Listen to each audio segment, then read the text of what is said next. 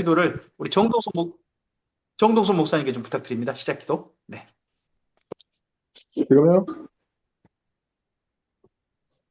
하나님 아버지, 저희들 또 화요 성경 공부로 인도하셔서 믿음과 동역들과 함께 말씀을 상고하고 또 하나님께서 비춰주시는 그 말씀과 또 생각들을 함께 나눌 수 있도록 인도하셔서 감사합니다. 성령의 도우심으로 말씀을 바로 이해하게 하시고 또 이 공부를 통하여서 하나님을 더욱 경외하고 또 사랑하는 저희들 될 수 있도록 하나님께서 인도하여 주옵소서. 또한 아멘. 오늘 나눠지는 이 말씀으로 인하여서 또 우리가 진리가 또 무시되고 또 혹은 또 왜곡되는 이 세상과 또 교회에 하나님의 참된 빛을 비추는 그런 계기가 될 수 있도록 저희들을 또 힘껏 붙들어 주시기를 기도합니다. 섬기는 아멘. 교회와 가정 가운데에도 하나님께서 복과 은혜를 더하여 주옵소서. 감사하며 예수님의 이름으로 기도합니다. 아멘. 아멘. 네, 감사합니다. 오늘 사무엘 하서 전체를 오늘 한 권을 한번 진행해 보겠습니다. 사실 뭐 질문할 내용은 많지 않은 것 같습니다. 우리가 뭐 토론해보고 싶은 그런 부분들은 다이당 이야기인지라 많지는 않습니다. 그렇지만 분량은 상당하죠. 다이당 이야기가 신구약 합쳐서 보면 예수님 빼면은 가장 많은 분량으로 쓰여진 사람이 다윗입니다. 그래서 상당히 중요한 부분이 되고요. 여기 사무엘 하서 그리고 역대 상서라는 두 권이 다이당 이야기로 기록되어 있습니다. 그래서 사무엘 하서를 읽으실 때는 비교해서 꼭 읽어보셔야 됩니다. 역대 상서와 두 개의 내용을 함께 비교를 해서 읽어보시는 것을 꼭 해보셔야 한다 하는 것에 조금 좀 말씀을 드리고 싶습니다. 자, 일단 공유 좀 하겠습니다.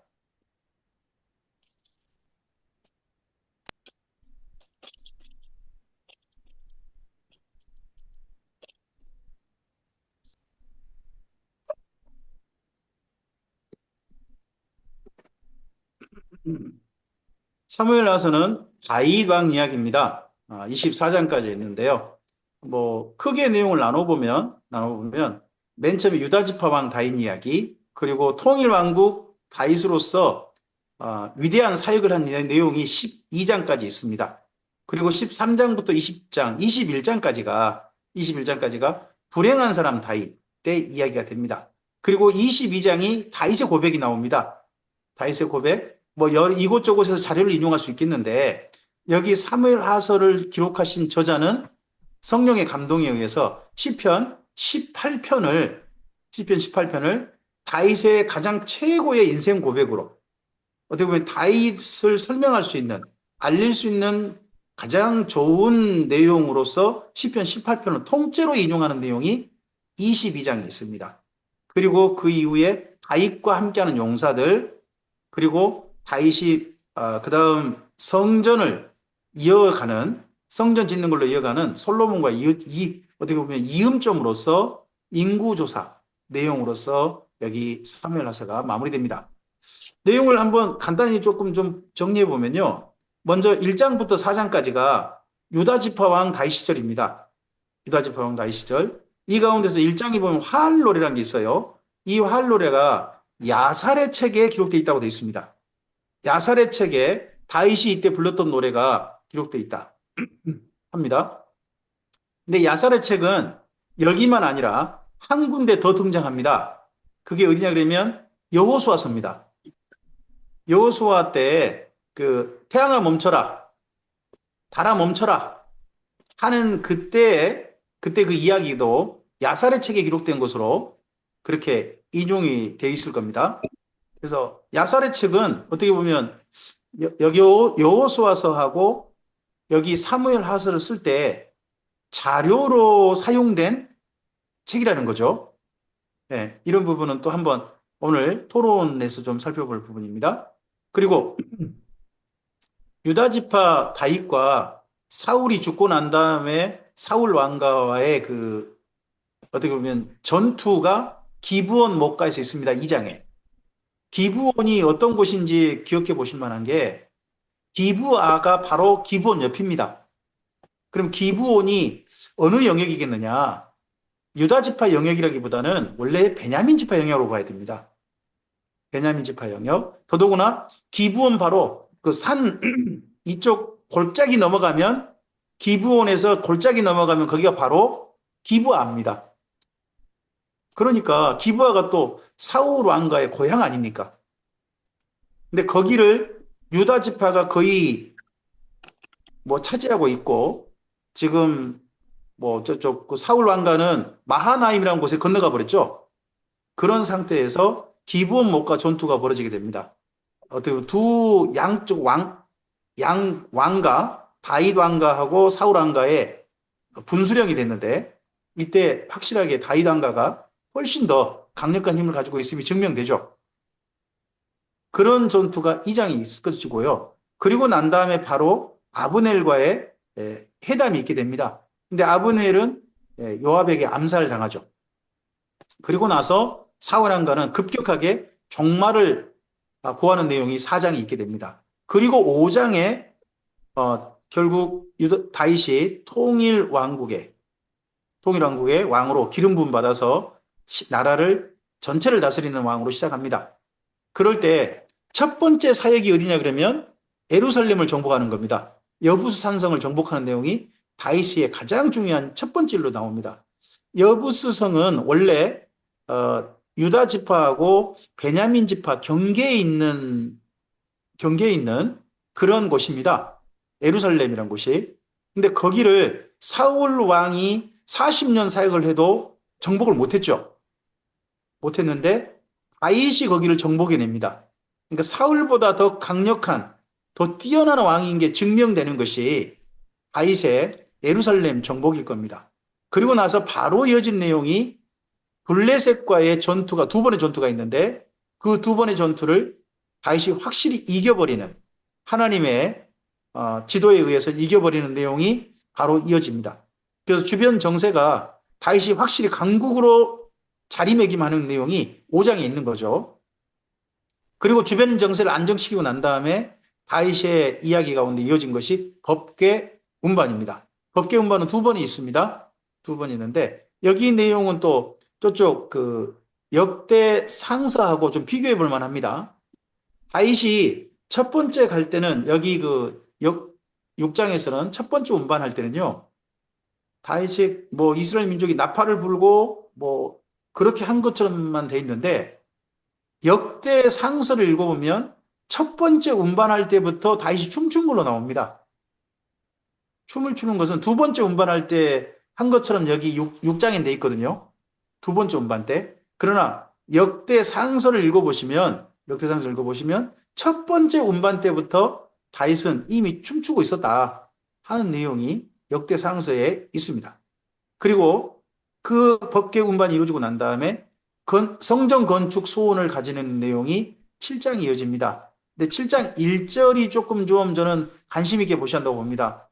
하나님께서 다윗의 모든 원수들을 물리쳐 주셨을 때, 물리쳐 주시고 다윗이 궁궐에 거할 때에 하나님께 성전을 지어바치고 싶은 소원을 가졌다는 겁니다. 그럼 이 시기가 언제냐? 이 시기를 조금 참고해 볼 만한 데가 여기 7장 1절하고 비교해 보실 만한 데가 22장 1절입니다. 22장 1절. 22장 1절에 시편 18편을 인용하는데 거기도 보면 주변 모든 원수들과 사울의 손에서 완전히 벗어나서 다윗이 드디어 안정을 취했을 때 시편 18편을 썼다 하는 내용이 거기 22장 1절입니다. 거기에 주변 모든 원수를 무찌르고 하는 내용이 포함되어 있죠.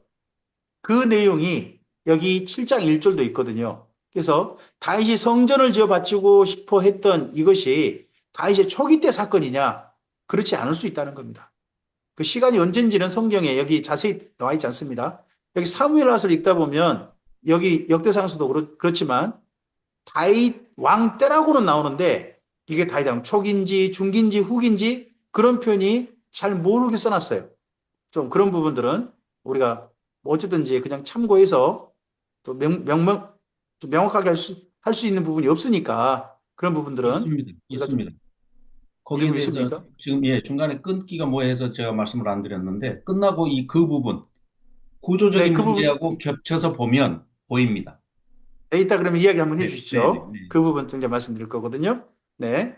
그 다음, 8장, 이제 8장 넘어가면 8장은 어디로 가든지 이기게 하셨더라 하는 내용이고, 9장에는 요나단을 기억하는 다시 나옵니다. 무비보셋, 요나단의 아들, 무비보셋을 챙기죠.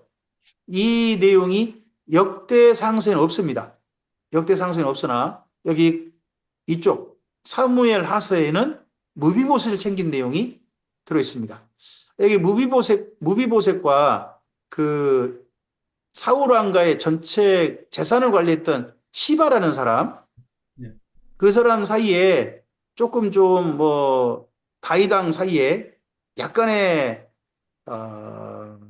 판단 미스가 약간 더 보이기도 하는 그런 것도 있는데 그런 부분들을 아예 역대 상서에는 빼버린 것 같습니다. 아예 빼버리고 그렇게 무비보스 이야기가 아예 없는 것 같아요. 저기 읽어보면. 그리고 나서 10장부터 12장이 암몬과의 전쟁입니다. 암몬과의 전쟁은 여기도 있고 역대 상서도 있습니다. 똑같이 언급되어 있어요. 하지만 역대 상서에서는 암몬과의 전쟁에서 이겼다 하는 내용만 있는 거고 여기 사무엘 하서에서는 그 사이에 다윗의 불륜이 있었다. 그리고 청부 살인이 있었다. 큰 죄를 지었다. 전쟁에 이기기도 했지만 하는 내용을 여기 쓰고 있습니다. 그리고 나서 13장을 시작할 때 그 후에 이 일이 있으니라로 시작합니다. 그리고 그 후에 일이 있으니라가 어디까지 가느냐? 20장으로 했습니다만 20장까지는 압살롬의 반란이고 저는 21장까지도 봐야 한다고 봅니다. 21장에 다이당 때에 3년 기근이 일어났다는 겁니다. 3년 기근. 근데 어느 때인지는 몰라요. 그냥 다이당 때라고만 돼 있습니다. 3년 기근이 언제 일어났는지 자세히 말하고 있지 않아요. 그리고 나서 22장에 다윗의 어떻게 보면 평생을 다윗의 하나님을 향한 고백, 하나님의 사람 다윗, 하나님을 왕으로서 사랑한 다윗, 그 이야기를 어떻게 보면 가져올 수 있는 가장 좋은 다윗의 저작을 여기 사무엘 하서를 쓰신 분은 시편 18편으로 본 것 같습니다. 다윗이 다른 시편도 있잖아요. 다른 시편도 있지만 시편 18편을 통째로 인용합니다. 여기 22장에 대신에 시편 18편 1절은 뺍니다. 시편 18편 1절 대신에 시편 18편 1절이 그 예전에 다윗과 요나단이던가요? 다윗과 요나단의 그 노래에 거기 많이 인용됐던 것 같습니다. 나의 힘이 되신 여호와여 내가 주님을 사랑합니다 하는 그게 시편 18편 1절이죠. 그 1절이 여기 사무엘하서 22장에는 없습니다. 왜 그 1절을 뺐는지 저는 1절이 참 중요하다고 생각하는데 1절을 뺐습니다. 그리고 23장은 다윗의 37명의 용사를 말합니다. 여기는 다윗왕 뒷부분에 사무엘하서 기록했고요.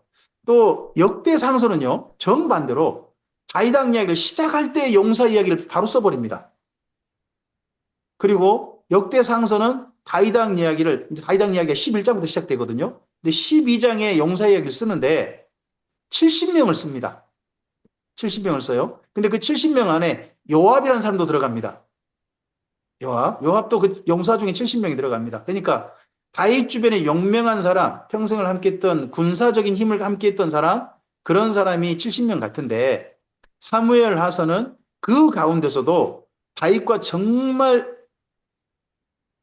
사랑한 사람들, 그런 사람 37명을 언급해 준 게 아닌가 싶습니다. 그래서 여기 37명 속에는 요압이 없습니다. 그리고 24장은 이게 다윗왕의 맨 생애 40년 그 왕으로 있을 때 맨 후의 이야기라고 보기는 어렵습니다. 역대 상서를 읽어보면. 근데 인구조사 이야기를 맨 뒤로 빼놨습니다. 여기 사무엘하서는 왜 그런가? 이 인구조사 이야기를 지렛대 삼아서 그 다음 열왕기 상서로 이어가는 것 같습니다. 인구조사의 그 땅이 아라우나의 타작마당이죠. 모리아산이고요. 거기에서 성전을 짓는 이 내용으로 그 다음 열왕기 상서가 이어가게 됩니다. 여기까지 하면 우리가 뭐 사무엘서 1장부터 24장까지 내용을 간략하게 전체 내용을 한번 이렇게 정리해 볼 수 있을 것 같습니다. 다윗 이야기 이렇게 사무엘하에서 기록되어 있습니다. 그 내용 가운데 뭐 다윗의 인생 이야기는 뭐 사도행전 13장 22절에 바울이 말하기를 하나님의 마음에 합한 사람이 다윗이다 라고 말하고 있죠. 그는 하나님을 사랑한 사람이었죠. 그리고 참 슬프게도 애정에 있어서는 아내와의 관계에 있어서는 아내가 상당히 많아요. 어떻게 보면 나중에 이 다음의 왕인 솔로몬이 아내를 1000명 가지게 된 것도 다윗 왕이 아내를 많이 두었기 때문에 더 많이 둘 수 있는 그런 여지가 형성돼 버리지 않았나 싶어요.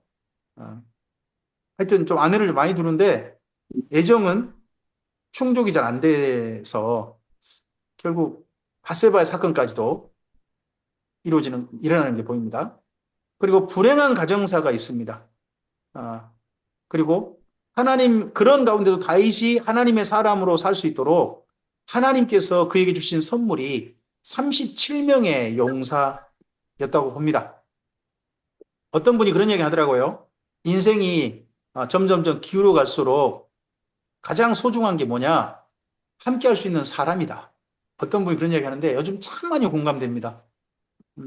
나이가 들수록 가까이 할 수 있고 마음을 터놓을 수 있는 사람이 옆에 있다는 것이 인생의 최고의 가치 있는, 나이 들어간 인생에서 가치 있는 하나님 주신 선물이다 하는 말에 제가 참 많이 요즘 공감하게 되는데, 저 성경을 읽다 보니까 더 느껴지는 것 같습니다. 아브라함에게도 다메섹 사람 엘리에셀이 있잖아요. 나이가 들어도 함께 할 수 있는 사람, 그런 사람이 있고, 여기 다윗에게도 37명의 용사가 있고, 감옥 속에 마지막 비참하게 죽어야 되는 바울 옆에 떠나지 않는 누가가 있잖아요. 누군가가 참 함께 마음을 갖춰준 사람, 할 수 있는 사람이 있다는 거, 정말 하나님이 주신 큰 선물인 것 같습니다. 그러면서 이런 다양한 환경 가운데서 변함없이 하나님을 사랑한 사람이 다윗이었다 하는 걸로 우리가 내용을 정리해 볼 수 있을 것 같습니다. 사무엘하서는 왕 다윗 이야기입니다. 왕 다윗 이야기고, 전체적인 다윗왕 연대기입니다. 다윗이 왕이 되어가지고 왕의 사역을 40년 했다는 겁니다. 그런데 그 내용을, 그 큰 연대기 안에 내용을 자세히 보면 주제별로 구성되어 있다는 겁니다. 내용을 시간별로 구성하기, 큰 것은 시간입니다. 큰 연대기 안에 내용은 주제별로 구성되어 있습니다. 마치 꼭 마태복음 같아요. 마태복음이 예수님의 탄생에서 예수님의 부활 때까지 큰 연대기잖아요. 하지만 그 안에 내용이 주제별로 구성되어 있는 것처럼 여기 사무엘하서가 다윗왕 이야기를 그렇게 구성을 하고 있는 게 보입니다. 이제 그래서 저는 마태복음을 예수님 이야기를 마태복음식으로 쓰는 것에 큰 영향을 준 성경이 저는 사무엘하서라고 봅니다.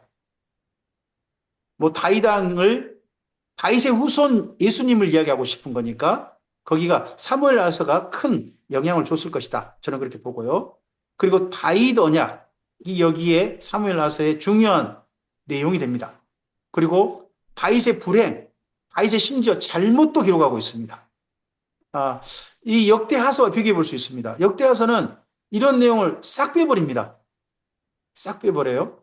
하지만 여기는 기록하고 있습니다. 그러면 사무엘하서에서 자기들이 그렇게 존경하는 다윗, 어떻게 보면 다윗 언약으로 대표되어지는 그들이 기다리는 메시아의 정말 중요한 인물인 다윗을 이야기하는데, 그의 참 잘못 이런 것도 기록한 이유가 있겠죠. 일부 불행을 이걸 또 기록한 이유가 있을 것입니다. 그리고 인구조사로서 그 다음 내용이 불이치되어 있다. 그 다음 열왕기 상서하고 여기 사무엘하서를 연결하는 다리는 인구조사다 하는 것으로 우리가 생각해 볼 수 있습니다. 제가 이걸 한번 정리를 좀 해봤습니다. 사무엘하서하고 역대상서를 비교를 해보면 내용 구성이 이렇습니다. 사무엘하서의 출발은 유다왕과 통일왕 이야기가 1장부터 5장이 있습니다. 근데 역대상서는 유다왕 이야기 통째로 빠져버립니다. 통일왕 이야기로 시작합니다. 그게 역대상 11장입니다.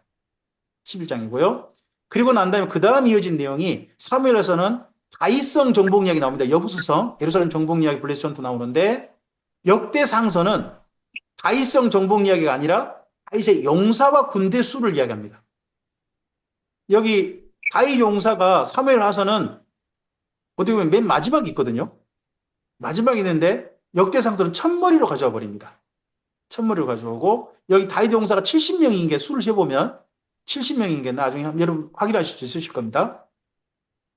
그리고 나서 블레셋 전투가 있는데 블레셋 전투를 역대상서는요. 법궤 운반 중간에 넣습니다. 하지만 사무엘하서는요. 법궤 운반만 2회로 6장에 쓰여 있습니다. 블레셋과의 전투는 5장에 있어요. 이 내용 구성이 두 분이 살짝 좀 다르게 한 게 보입니다. 그리고 중요한 내용은 법궤 운반 다음에 건축 소원과 다윗 언약의 내용은 똑같습니다. 내용 구성 여기까지 세 개가 똑같아요. 법궤 운반, 다윗의 건축 소원과 다윗 언약, 그리고 어디로 갔는지 이기게 하셨더라. 이 흐름은 사무엘하서하고 역대상서가 동일합니다. 이 세 가지 주제는 똑같이 같은 흐름으로 내용이 구성되어 있습니다. 그리고 여기 사무엘하서는 그렇게 이기는 가운데 무비보셋을 챙겼다 하는 내용이 들어있습니다. 사무엘하서에는. 그러나 역대상서는 무비보셋 챙긴 내용이 아예 생략되어 있습니다. 사울 왕가와의 어떤 관련성 이야기가 많이 생략되어 있는 게 사실 역대상서인 게 보입니다. 그리고 암몬과의 전쟁 내용은 이기게 하셨더라 다음에 그 다음에 똑같습니다. 양쪽 동일합니다. 근데 암몬과의 전쟁 내용이 역대상서도 18장에서 20장까지니까 석장 분량이죠. 석장 분량이 되고 여기 사무엘하서도 암몬과의 전쟁이 10장부터 12장 석장 분량입니다. 대신에 사무엘하서는 다윗과 밧세바의 불륜 그리고 우리아 청부 살인 이런 내용이 포함되어 있고 역대상서에서는 그런 내용이 빠져 있습니다. 빼버렸어요. 그리고 그 후에 일이 있으니라는 부분은 역대상서에 아예 없습니다. 큰 분량이거든요. 13장에서 21장까지입니다. 그 후에 일이 있으니라. 20장까지가 뭐 압살롬의 난까지고 21장 3년 기근 여기까지를 통째로 본다면 여기 내용이 아예 역대상서에는 없습니다. 빠져 있어요. 하지만 사무엘하서는 이 부분을 통째로 기록하고 있다. 더더구나 자세히 기록하고 있다. 이 불행한 사건을 하는 부분이 우리가 또 주목해 볼 만한 부분입니다. 왜 이 부분을 여기 사무엘하서는 이렇게 자세히 기록했을까? 하는 부분 한번 좀 고민해 볼 만한 부분이 될 것 같고요. 그리고 나서 사무엘하서는 다윗의 고백과 용사 이야기로 갑니다. 그래서 시편 18편을 통째로 인용했다는 게 보입니다. 근데 역대상서는 그런 다윗의 시편 인용 이런 거 없습니다. 어디로 가느냐? 사무엘하서 맨 끝인 인구조사 이야기로 갑니다. 인구조사가 21장이 있어요. 역대상서가. 그리고 난 다음에 22장부터 29장이 성전 건축 준비입니다. 인구조사 후에 그때 아라우나의 다장마당에 하나님께 성전 세우라고 하셨다 하는 것을 다윗이 깨닫죠.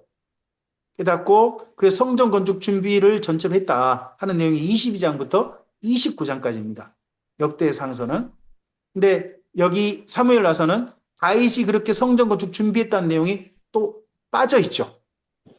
빠져 있고 역대상서는 이걸 찾아가지고 기록하고 있습니다. 그래서 역대상서는 보면 다윗의 법궤 운반과 성전 건축 그리고 성전 지을 장소 확인 그리고 성전 건축 준비 이런 쪽으로 성전 쪽으로 성전에 집중된 다윗의 사역 이 부분의 역대상서는 발굴해가지고 그걸 정리하는 내용으로 보이고 사무엘하서는 성전 건축은 솔로몬에게 넘기고 그보다는 다윗의 통치, 다윗의 하나님 앞의 인생, 하나님의 종 다윗 여기에 초점이 있는 걸로 우리가 좀 읽어볼 수 있을 것 같습니다. 두 내용을 비교해 볼 때.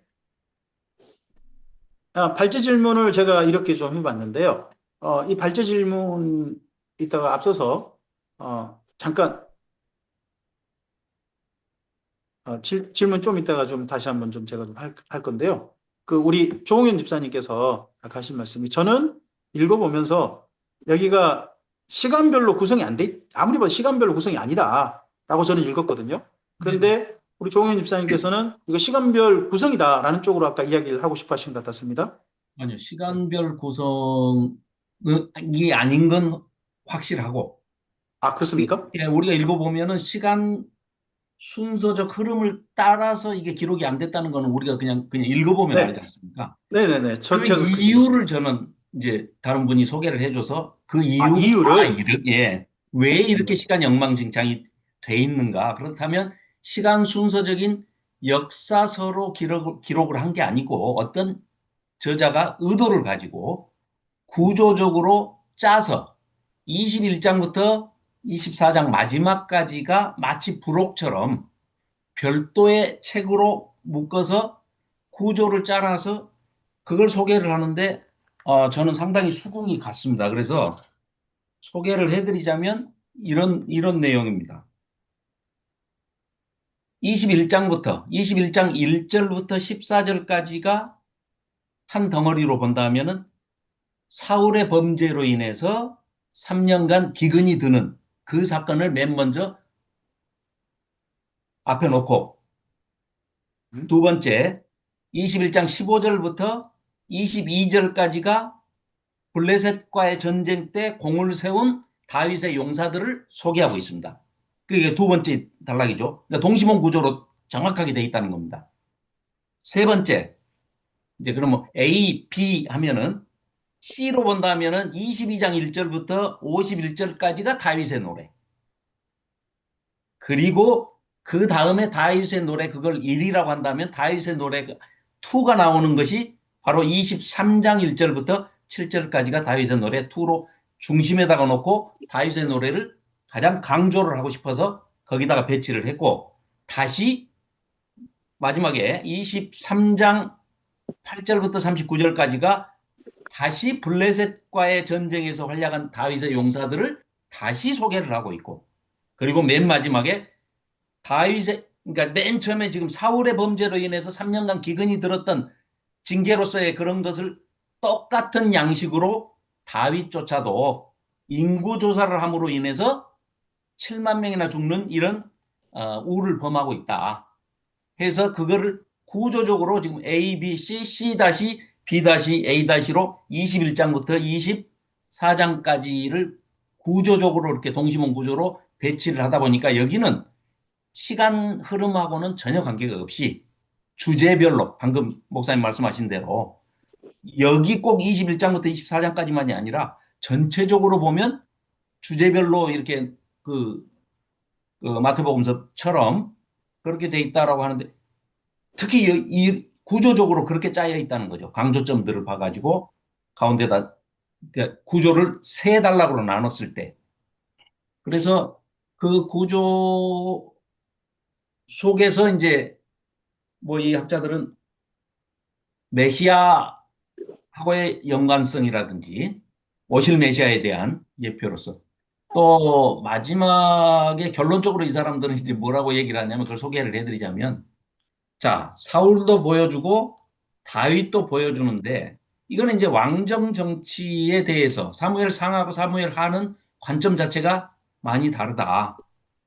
첫째, 사무엘 상서는 신명기적 역사관으로 그 신명기적 관점에서 보고 서술이 돼 있는데, 사무엘 하서는 비신명기적 예언자적 선지자적 관점에서 기록이 돼 있다. 그래서 이게 주제별로 구성이 돼 있다.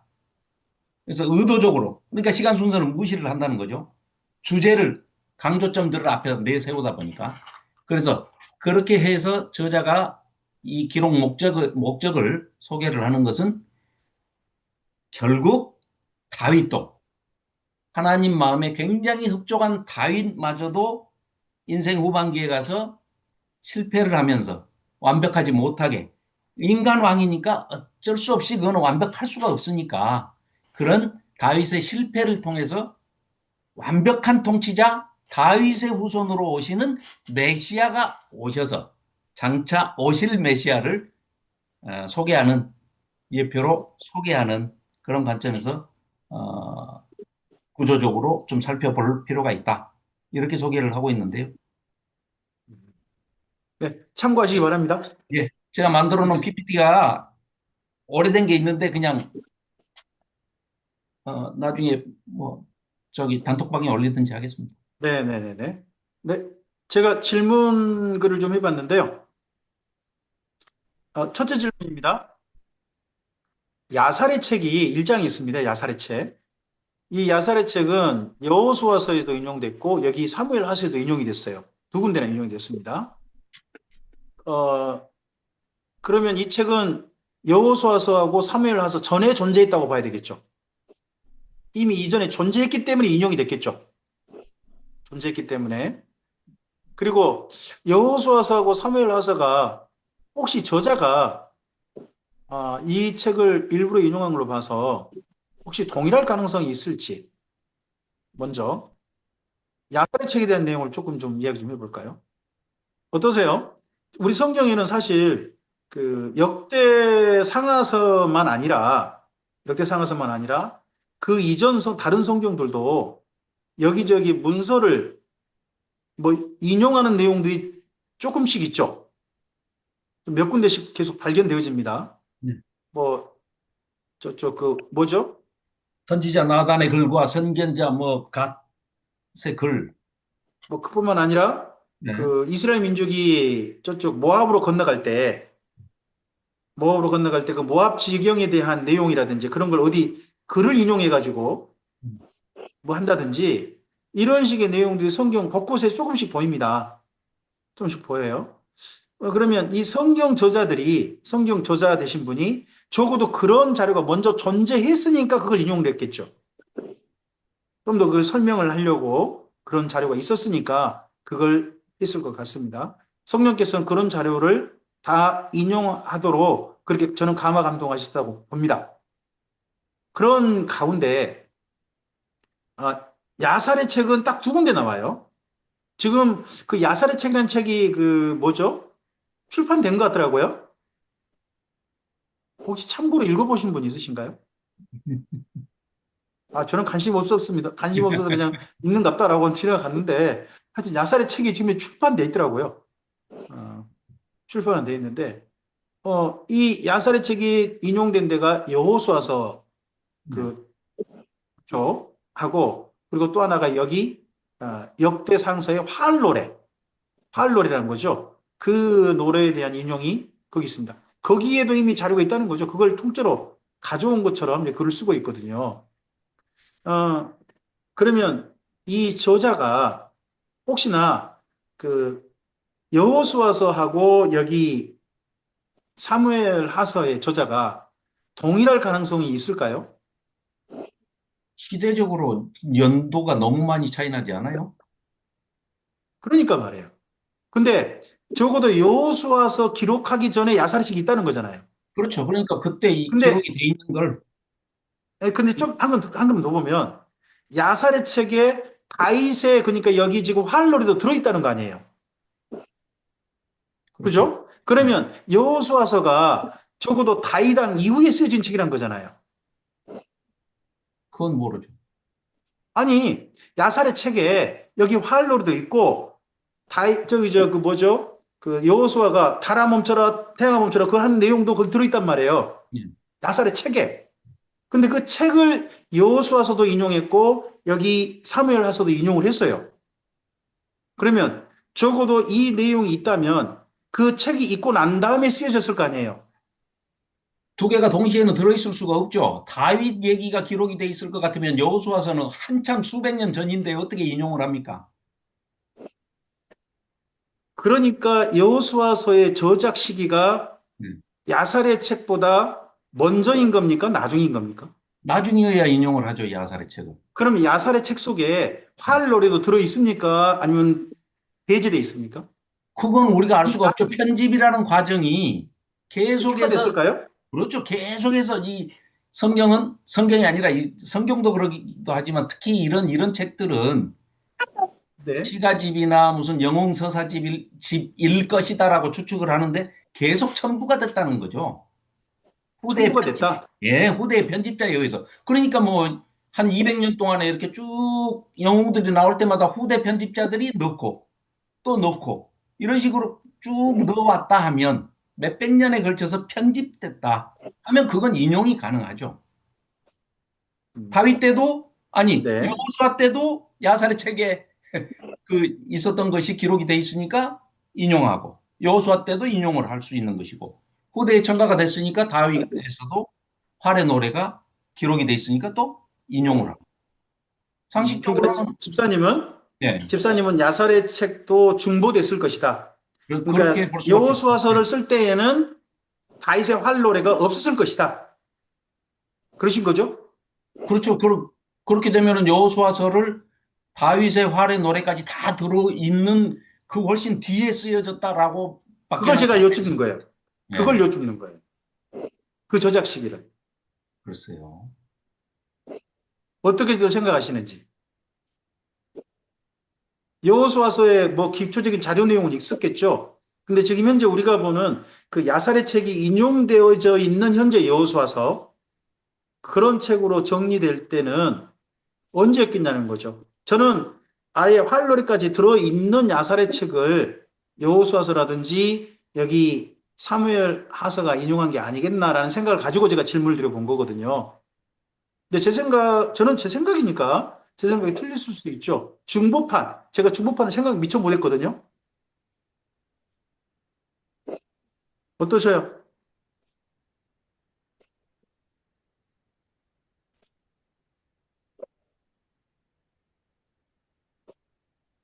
뭐 이 정도까지만 하고 넘어갈까요? 네, 네. 좀 더 고민 한번 해보시고요. 그 다음 질문입니다. 자, 두 번째 질문입니다. 사무엘 하서는요, 다이당 큰 연대 안에 주제별 구성이라는 형식으로 저작되어 있습니다. 내용을 읽어보면 전체가 이런 형식은 혹시 구약 성경 다른 성경에도 있는 것인지 아, 구약 성경 보면 비교적 그 몇 가지 구성 방법이 있다고 그래요. 학자들이 지금 보고 있는 게 동시몬 구성이라는 거죠. 네, 동시몬 구조라는 것을 굉장히 많이 이야기하잖아요. 네, 네. 그리고 또 하나 이야기하는 게 키아즘이거든요. 네. 키아즘 예, 비교 그거는 대조 형식으로 문학 특허. 나란히 해가지고 그렇게 서로 비교해서 하는 그런 형식으로 그 성경을 여러 권 보인다 하는 것도 이야기하고 있죠. 근데 여기 적어도 사무엘 하서가 쓰였다면 사무엘 하서가 이런 형식으로 처음 쓰여진 성경이냐 아니면 다른 성경도 이렇게 쓰여 있어서 그런 것을 한번 응용해가지고 사무엘 하서를 기록한 거냐 한다면 혹시나 전체적인 연대기 가운데 내용은 그 조금 연대기가 아니라 주제별 구성으로 되어 있는 다른 성경, 구약 성경이 다른 성경도 있는지요? 신약 성경에 한 권 분명히 보입니다. 저는 신약 성경 한 권, 그게 마태복음이라고 봅니다. 마태복음 예수님의 전체 연대기 안에 예수님의 사역 내용을 주제별로 구성을 해놓은 게 마태복음이잖아요. 저는 그게 여기 사무엘하서하고 아주 연관성이 크다고 봅니다. 사무엘하서도 다이당 이야기고 마태복음이 다윗의 후손 예수님 이야기니까 다윗이랑 공통점으로 그렇게 본다고 보거든요. 근데 사무엘 하서가 이렇게 형식으로 쓸 때 이 저자가 처음으로 이런 형식으로 쓴 거냐 아니면 다른 성경을 보고서 응용한 거냐 혹시 이렇게 쓰여진 또 다른 성경 읽어 정리해 보시고 읽어보신 적이 있으신지요?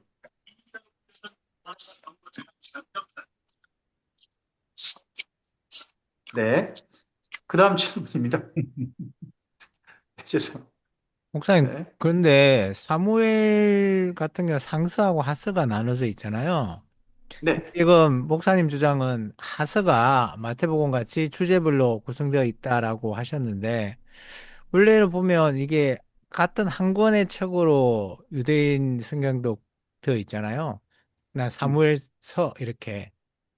그런 식으로 따지면 사무서하고 그를 그렇게 주제별로 열한 썼다라고 말할 수가 없다라고 저는 생각이 들거든요. 음, 그게 한 권의 책이라면. 우리는 한 권의 책으로 돼 사무엘서로 예, 있습니까? 그렇게 돼 있으면 안 맞잖아요. 아니요. 저는 지금 그 신 목사님 말씀 무슨 말씀이신지 알겠는데 저는 지금 어떻게 말씀드리고 싶냐면 사무엘서 자체 전체가 한 권의 책이다. 또 열왕기서까지 붙여가지고 유대인들은 성경을 분류할 때 왕국서 1, 2, 3, 4 이렇게 나가요. 그렇다면 그거 다 한 권으로 우리가 볼 수 있단 말이죠. 왕국서라고 하는 예, 한 권. 왕국서 1, 2, 3, 4로 간 게 사무엘상 우리 음. 분류 방식으로는 사무엘 상하, 열왕기 상하 이렇게 해가지고 이거를 우리는 지금 분류를 하는데 이걸 한 권의 책으로 유대인들은 보고 그냥 왕국서 1, 2, 3, 4 이렇게 쪼갰단 말이에요. 그러면 쪼갠 데는 이유가 있을 거 아닙니까? 1 띄어내고 2 띄어내고 3 띄어내고 4 이렇게 네 권으로 분류를 했다는 것은 마치 시편 150편도 5편으로 5권으로 분류를 한 것처럼 의도를 가지고 했을 거라는 거죠. 그러다 보니까 한 권의 책이라고 해가지고 같은 사관으로 같은 관점에서 썼다라고는 볼 수가 없죠. 읽어보면 우리가 확연히 다르지 않습니까? 관점도 다르고 이 뭐라 그럴까요? 키 센텐스 뭐 주제 뽑아내는 것도 전혀 다르단 말이죠. 뭐 우리가 흔히 알다시피 역대기하고 비교하면 뭐 말할 수도 없이 뭐 열왕기사고는 관점 자체가 정반대의 관점으로 쓰고 있으니까. 역대 상하서는 왕국서가 아니잖아요. 물론 왕국서가 아닌데 같은 사건을 놓고 관점이 다르면 우리가 열왕기와 역대상의 그런 차이만큼이나 이 네 권의 책도 즉 사무엘 상하서 열왕기 상하 사무엘상하 예 사무엘 상하 열왕기 상하 이게 왕국서 1, 2, 3, 4거든요. 1, 2, 3, 4. 네네네. 그러면 이 네 권으로 쪼갠 것 자체가 분명히 네, 편집을 했건 뭐 한 사람이 썼건 우리가 정확하게 알 수는 없지만 일권으로 쪼갠 거는 이거는 누군가가 뭐 그 학자들의 그룹이 됐든 한 사람이 됐든 그 학파가 됐든 어쨌든 동일한 관점으로 한 것을 일권으로 떼내서 구분을 했을 것이고 이들이 뭐 자기네 언어로 쓰였으니까요. 더 잘 알겠죠, 우리보다는. 이래서 구분을 해놨고 확실히 읽어보면 우리도 컬러가 다르고 시대적 배경도 다르고 다 다르기 때문에 관점도 다르다. 그래서 있는 근데 그대로 저는 봐야 되죠. 네, 정동수 지금 이제 목사님. 네, 제 생각에는 그 조용은 목사님이 이제 그 왕국서 1, 2, 3, 4로 나눈 거 그것은 유대인들이 그렇게 그냥 그 분류를 한 출신이죠. 것이고 예, 예, 분석을 한 예, 것이고 예. 지금 신윤선 목사님 말씀은 저는 이제 신윤선 목사님이 하려고 했던 얘기를 갖다 저도 하고 싶었었거든요. 네, 이게 사무엘서, 분명히 열왕기서. 사무엘서는 하나의 저자고 열왕기서도 하나의 저자잖아요. 한 저자잖아요. 그러니까 예를 들어서 사무엘 상하, 열왕기 상하를 갖다 봤을 때 저자 두 명이라고 봐야 되는 거잖아요. 그죠? 예, 두 그렇기 때문에 명이거나 전체를 한 분이 뭐 그렇게 그러니까 이제 정리를 네 했거나. 개라는 거는 유대인들이 그냥 지들이 이렇게 분류한 거고 저자를 놓고 봤을 때는 두 명의 저자라고 우리가 생각하는 것이 합리적이다. 예, 그래서 신인선 목사님이 아까 얘기한 게 뭐냐면은 사무엘서는 그렇다면은 우리가 지금 상하로 나누고 유대인들이 왕국서 1, 2로 나누는 거 그것은 그 이후에 그 독자들이 그냥 편의에 의해서 어떤 그런 그 나눈 것이고 실질적으로 쓴 사람은 그거 구분하지 않고 썼는데 어떻게 사무엘 상과 사무엘 하가 이게 그 동일 저자라면은 편집의 방식이 이렇게 다를 수 있겠는가? 그걸 우리가 꼭 찾아야 되는가? 뭐 그럴 필요가 있는가? 이제 그런 식의 질문이었다고 생각하거든요. 근데 저도 네, 네. 그런 의미에서 우리는 지금 그렇게 분류하고 있지만은 저자는 같은 저자이기 때문에 우리가 굳이 사무엘 하를 그 주제별로 그 따로 된 책이다 이렇게 상정하고 마치 네. 사무엘 상과 하가 다른 저자의 그 작품인 것처럼 그렇게 접근할 필요가 있을까? 이런 생각이 들어요. 이제 거기에 대해서 조금 이제 제 의견을 한번 좀 얹어보면요. 그 여기 에스겔서가 한 분 저자죠. 하지만 1장부터 32장과 33장부터 48장 내용이 서로 다르거든요. 주제도 다르고 실제 구성도 좀 달라요. 구성도 다릅니다. 그러면 한 저자인데도 불구하고 그렇게 된 거죠. 마찬가지로 저는 이제 또 거기 방금 하신 말씀에 대해서 이제 그런 생각을 해봤거든요. 사무엘 상하서를 한 분이 썼을 거예요. 적어도 한 분이 썼을 것이다. 그런다면, 근데 사무엘 상서의 부분, 사무엘과 엘리 가정, 그리고 사울과 다윗, 여기를 비교 대조 형식으로, 키아즘 형식으로 쓰고 있는 게 분명히 보이거든요. 저자가 이 부분은 서로 비교돼서 읽으라 라는 형식으로 쓰고 그 다음에 다윗 때는 비교 대조할 사람이 없잖아요. 왕이 혼자니까. 그럼 다윗왕 이야기는 똑같은 저자임에도 불구하고 같은 책 속에서 다윗왕 이야기는 앞서의 구성과는 다른 식으로도 그분이 구성할 수도 있는 거잖아요. 뭐 제가도 다니엘서가 한 분 저자로 저는 생각을 가지고 있어서 다니엘서 1장부터 6장에는 조서라든지 이런 거 인용이고 그리고 7장부터 12장까지는 자기가 받은 계시를 또 다시 시간별로 이렇게 쓰는데 1장부터 6장까지는 3인칭 다니엘로 쓰고 7장부터 12장까지는 나라고 쓰고 있잖아요. 각각 다르게. 그리고 또 구성 쓰는 언어도 다르죠. 앞에는 하나님을 믿는다라는 내용이 많고 뒤에 7장부터 12장까지는 깨달으라 깨달으라 깨달으라 이 내용이 또 강조가 되어 있거든요. 각각이 같은 저자지만 각자가 또 이거 내용을 이 내용은 이 구성으로 한다. 저 내용은 이렇게 구성한다. 한 책 속에서도 챕터에 따라서 그렇게 구성할 수도 있지 않을까요? 그건 저자 마음인 것 같긴 한데. 저는 이제 아니, 아까 제가 충분히 하려고 그럴, 하는 의도는, 물론 뭐 그렇게 나눌 수 있어요. 이제 그건 음, 작가 마음이겠죠. 근데 이제 제 생각에는 굳이 상하스를 한 음, 권이라면 그렇게, 물론 좀 극대화하기 위해서 앞하고 뒤를 좀 바꿔서 그렇게 극단적으로 바꿔서 쓸 수는 있겠지만, 동일하게 보통 우리가 글을 쓸 때도 그러잖아요. 뭐, 아무리 반전이 있더라도 좀 전체 글은 한 저자라면 비슷하게 맥락을 보통 가지고 가지 않겠나라는 측면에서 저는 조금 그렇게 제가 좀 바라봤거든요. 그래요. 혹시 제가 저 잘 모릅니다만 그 소설책 중에 그 몇 개 이야기를 같은 동일한 이야기가 아니라 아, 몇 개 이야기를 옴니버스식이요? 전체를 싸가지고 책 한 권으로 그렇게 쓴 그런 소설책 있나요? 예. 그런 책이 있어요. 네, 많죠. 옴니버스식 그런 스토리로 해서. 네. 그러면 그런 형식이 여기 사무엘 상하서를 볼 때 약간 좀 비슷한 생각을 가지고 볼 수 있는 그런 부분이 좀 있지 않을까요? 그렇게 보죠, 뭐, 그러면. 아니, 저는 뭐, 네. 그렇게 이게 보는 지금 거가 뭐, 이렇게, 뭐 중요한 건 이렇게 아닌데, 핑계에서 반대할 일은 아닌 것 같은데. 그렇게, 시대적인, 그렇게 보는 걸 허락해요. 허락해요. 시대적인 배경 자체가 200년이에요. 200년. 네. 네네. 시대적 배경이 사사기 딱 끝나고, 지금 이 사무엘 상하서 끝나는 그 시대적 배경이 음. 160년에서 200년 정도 된다고요.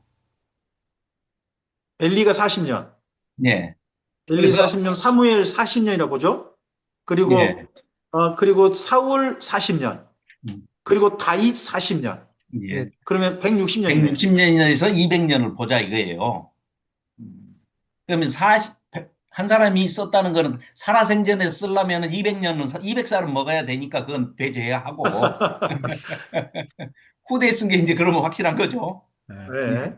예, 후대에 쓴 거는 이제 확실한 거고, 편집을 했다는 것도 확실한 거고, 그러면 편집을 했을 때 역사 이야기잖아요. 어찌됐건. 관점을 자기들이 아무리 보탠다 하더라도, 관점을 가지고 이걸 편집을 의도적으로 막 쥐어짠다 하더라도, 하나님이 일단은 성령의 감동하심이 그렇게 허락을 하지를 않았을 거고 인위적으로 만들어내는 인간 이야기들 설화집이 아니니까 이건 이스라엘의 역사를 어떤 관점에서 보느냐를 서술한 것이기 때문에 시대적인 배경이 또 완전히 다르잖아요. 출애굽 시대와 사사기 시대를 거쳐서 왕정 시대로 넘어가는 그 과도기의 쭉 연장선상에서 자기들의 실제 살아온 이야기잖아요.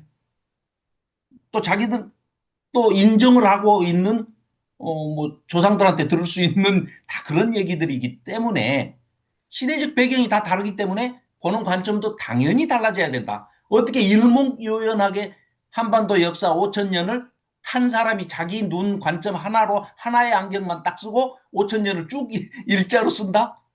그게 소설이 되지 않을까 싶어요. 제가 좀 반박할게요. 우리나라 네. 조선왕조 실록을 보면 한 사람이 다 쓴 게 아닌데 일률적으로 쓰여 있는 걸로 제가 알고 있거든요. 사관의 그거는 관점으로. 승자가 예. 쓰니까, 승자 아니, 독식이니까. 어쨌든 간에 한 명이 쓴 건 아니지만 전체적인 맥락은 동일하게 패턴으로 가지고 물론 갔잖아요. 그러니까 제가 좀, 어용사관과 민족사관 이렇게는 나눌 수 있겠죠, 크게. 너무 많이 가지 말고요, 우리가 이야기를. 제가 네. 좀 다른 질문 해도 돼요? 네네네. 네, 뭐 이렇게 세 분이 이렇게 아주 거대 담는 막 그 어마어마한 걸 다루는데 저는 아직 그 정도 실력은 아니라고 생각하고 제가 실질적으로 그러니까 그 뭐 간단한 건데 예를 들어서 이제 사무엘 하에 보면은 아말렉 청년이 나오잖아요. 네, 네. 그리고 네. 그러니까 이 아말렉 청년이 요즘으로 보면은 어떻게 보면은 그 안락사 시켜준 거잖아요. 사울을. 네, 사울이 고통스러워하는데 자기 죽여달라 그래가지고 죽여준 네, 것이라고 이제 우리가 이제 이 아말렉 청년의 말을 그냥 다 그 100% 그냥 받아들인다면은 네, 네. 그렇다면 이제 읽는 사람에 따라서는 이게 다윗이 이런 사람을 갖다가 이렇게 그 죽이는 거는 조금 그 심한 거 아니냐 그런 생각이 들기도 하는데 그러니까 제가 이제 음, 지금 이제 질문 드리고 싶은 건 뭐냐면은 아마도 다윗이 이 애를 이렇게 그 억지로 죽인 거는 이 청년이 아말렉 족속인 거를 갖다가 알고 죽였다 이렇게 우리가 해석을 해야 되는 거겠죠? 요게 제 질문입니다. 다윗이 거기 그 보고를 받을 때 네. 바로 그 전에 겪었던 사건이 뭐냐 그러면 거기에 자기 장인, 시글락이죠. 응. 시글락을 아말렉 족속이 와가지고 유린을 했어요. 그러니까요. 그러니까 네. 그리고 또 네. 하나님이 사울에게도 아말렉을 또 진멸하라 네, 그랬잖아요. 맞아. 그러니까 네네네. 우리가 다윗이 이 청년을 죽인 거는 이 네. 청년이 아말렉 족속이기 때문에 네. 그냥 그 아무 이유를 갖다 붙인 것이라고 해석하는 것이 조금 더 합리적인 저는 해석이라고 생각을 하는데 전반적으로는 어떻게 네. 이해하시는지 제가 궁금해서. 네. 저는 일단 앞서서 사무엘 상서하고 비교를 해보면 사울이 죽음이 사실 그렇게 된 건 아니죠. 그리고 저쪽 그 어디죠? 역대상에서도 사울의 죽음이 기록되고 있나요? 역대상서 10장. 네. 거기도 그- 보면 그러니까 근데 스스로 이게 자살한 걸로 나오죠. 그러니까 이제 이 부분을 그러니까 여기 사무엘하 1장을 얘기할 네. 때 네네네. 자살할랬으나 아직 다 안 죽었다. 네. 그래서 그러니까 이 청년의 말을 갖다가 이제 우리가 100% 수용할 수도 있는 그대로 가능성은 있는 사실로 받아들여서 네, 가능성이 있는 거잖아요. 예. 그랬다면은 어쨌든 네. 간에 네. 오히려 우리가 요즘의 시각으로 볼 때는 어떻게 고통스러워하는 사울을 갖다가 네. 뭐 그 오히려 도와준 그런 사람 그런 행동이라고도 볼 수 있을 것 같은데 뭐 어쨌든 아말렉이기 때문에 죽었다. 예. 네, 거기 조금 좀 저는 다른 생각을 가지는데요. 그 본문을 얘기할 때, 아말렉 청년이 그 사울에게 뭘 취해갔냐 그러면 왕관이라든지 네, 이런 걸 취해요. 금으로 돼 있다 그러죠. 네. 거기 어떻게 전쟁터에 왕관을 가져갔는지 모르겠어요. 저는 그것도 조금 좀 이해가 좀 안 됐던데 전쟁터 나갈 때 왕관 챙겨가는 짓은 그런 왕이 있는지 모르겠습니다. 하여튼 그걸 거기서 취했다는 거죠. 취해가지고 누구한테 가져오냐 그러면 다윗에게 가져옵니다. 그러면 자기가 이걸 개인적으로 취했을 때 이익보다 자기가 다윗에게 가져왔을 때 자기에게 돌아올 이익이 컸다고 생각했기 때문에 이걸 가져왔을 거라고 저는 생각을 갖습니다. 다윗이 또 이걸 굉장히 사울 왕에 이걸 가져오면 다윗이 굉장히 좋아할 거다 하는 그런 것도 염두에 둔 행동이었지 않나 봅니다. 저는 그래서 그 다윗이 왜 이 청년을 죽였느냐, 뭐 개인적 그냥 아말렉이 미워서 죽였다 어쨌든 그런 뭐 생각도 있겠습니다만은 뭐 일단 다윗은 어쨌든지 간에 저는 아말렉 청년이 그 다윗에게 가져온 것 자체가 뭔가 의도가 있다. 그런 생각을 가지고 있어요. 네. 저는 그 감정적인 측면에서 보면 아말렉 출신이었기 때문에 두 토막 낼 것을 네 토막 냈다. 이거는 내 이해해요. 감정풀이를 했다? 반영이 될 아, 수도 있어요. 아니, 네토막 예를 들어서, 냈나요? 예를 들어서. 저 자, 성경에 네토막 냈던 이야기 없었어요. 자, 다윗이 이제 그 내용을 아주 지루할 정도로 기록을 하고 있잖아요. 그리고 그 청년의 서술도 아무짝에 필요 없는 얘기를 이제 막 서술을 하고 있지 않습니까? 왜 이걸 썼을까? 아무리 생각해봐도 다윗이 그 전 사건도 하나님의 기름 부음을 받은 자를 어찌 내가 해할 수 있겠냐, 내 마음대로 죽일 수 있겠냐 해서 옷자락만 변 사건부터 시작해서 다윗이 하나님을 그 생각하는 그 이제 뭐 충성심이랄까 신실함이랄까 뭐 하나님의 헤세드를 그대로 하나님께 이제 돌려드리는 그런 마음을 가지고 있는 다윗이 그 청년으로 인해서 그 청년의 의도가 굉장히 불순하잖아요. 아니 진짜로 아까 정 목사님 말씀대로 정동선 목사님 말씀대로 안락사 시켜줘서 이렇게 참 선한 뜻으로 사랑을 가지고 그렇게 사울의 편에 서서 사울을 죽였다 하면 다윗한테 안 와야죠. 어찌됐건 그래도 자기 손으로 생명을 했으니까 그 사람을 위해서 했다고는 하지만 그런데 얘는 지금 와가지고 그 두 사람의 관계를 자기 나름으로 해석을 해가지고 불순한 의도를 가지고 지금 이걸 챙겨서 와서 무언가 지금 큰 한 자리를 지금 뭐 한덕수 같이 뭐 총리 자리를 줄지 어쩔지는 모르겠지만 이상민이 정도 뭐 내무부 장관 정도는 그러니까 이 불순한 의도를 만천하에 드러내면서 반대로 다윗의 하나님을 경외하는 마음을 돋보이게 이렇게 보여주기 위해서 일부러 떠들썩하게 해서 그냥 그 친구를 아말렉 청년을 정리하지 않습니까? 그래서 그거는 상당히 의도적으로 그렇게 한 것이 아닌가. 꼭 감정적인 측면에서 아말렉 출신이어서 그랬을까? 아말렉 출신이어서 그랬다면 두 토막 낼 걸 괘씸하니까 네 토막 내라 이랬으면 모를까. 어차피 다윗의 저기에는 안 맞는 거죠. 다윗의 가치관하고는 안 맞는 거죠. 저는 여기 사무엘 상서에서 개인적인 이익을 위해서 사건을 이용해 먹는 몇 사람이 있다고 보는데, 예, 첫째는 방금 여기 아말렉 청년이고요. 예. 이 다음에 이스보셋을 죽이고 온 두 명 있습니다. 이봐. 사울 왕과 그 두 사람. 예, 두 사람 있고, 그리고 압살롬이 저기 갔을 때 압살롬을 그 데려온 사람이 있습니다. 그 사람이 요압이에요. 요. 요압이, 그리고 또 요압이 아브넬을 죽이죠. 음, 아브넬을 죽인 것도 자기 개인 원한도 있지만, 저는 그 사람이 죽인 이유가 앞으로 군권을 자기가 갖고 싶었던 그 욕망이라고 좀 보거든요. 군권? 아브넬이 되면 아브넬 군권 가져갈 또 거거든요. 아무래도, 예, 아무래도 이제 쪼개야 그 되니까. 밑에 돼 있는 거 싫었던 그런 거 있다고 보고, 그 다음에 보면 압살롬이 난 후에 또 한 명 아마샤를 죽여버리죠. 네, 또 그때 또 죽이거든요. 그런 사람, 그 사람이 바로 개인 욕망을 따라가고, 그리고 또 시바라는 사람이 있어요. 네, 사울 왕가의 그 재산을 관리했던 사람. 네. 무비보셋. 그 사람도 무비오세. 개인 욕망을 따라 다윗이 마침 도망칠 때, 예, 그때를 얼른 이용해 먹는 그 사람 나오고, 그리고 아히도벨 있죠.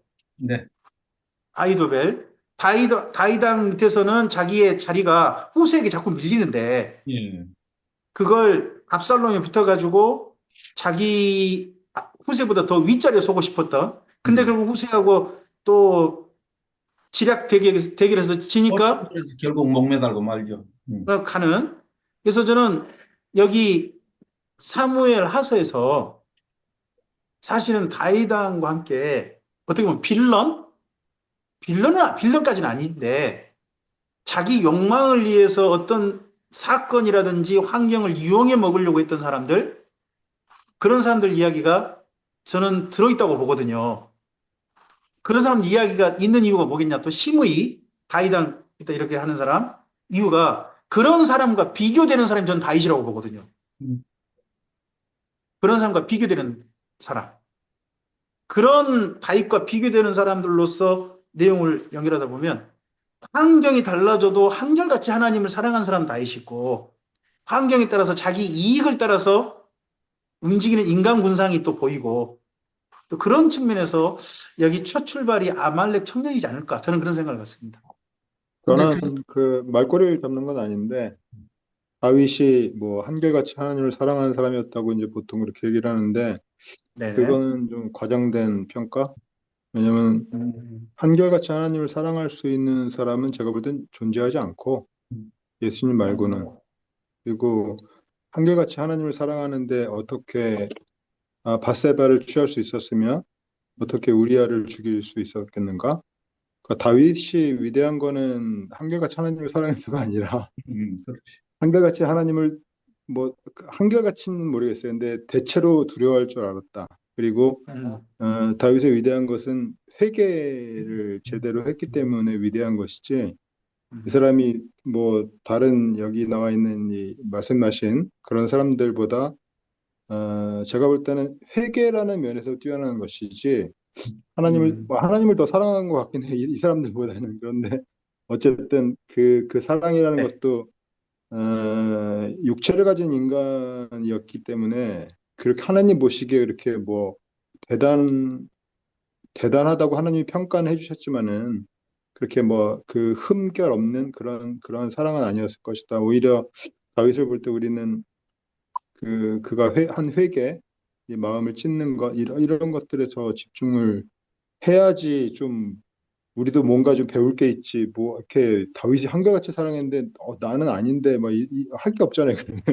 맞습니다. 예. 저도 정동섭 목사님의 의견에 전적으로 저는 생각이 똑같습니다. 방금 내가 그 얘기를 하려고 그랬더니 목사님께서 먼저 하셨는데 그 빌런 얘기 나올 때 다윗이 13장 1절 이후에 그 일이 있은 후에 그런 지금 그 보여주는 다윗 주변에 등장하는 그 군상들의 그 빌런의 모습들이 다윗과 흑, 백으로 명암이 비교되는 게 아니고 그들을 쳐다보면서 다윗이 끊임없이 자기를 봤을 거예요. 자기 내면을.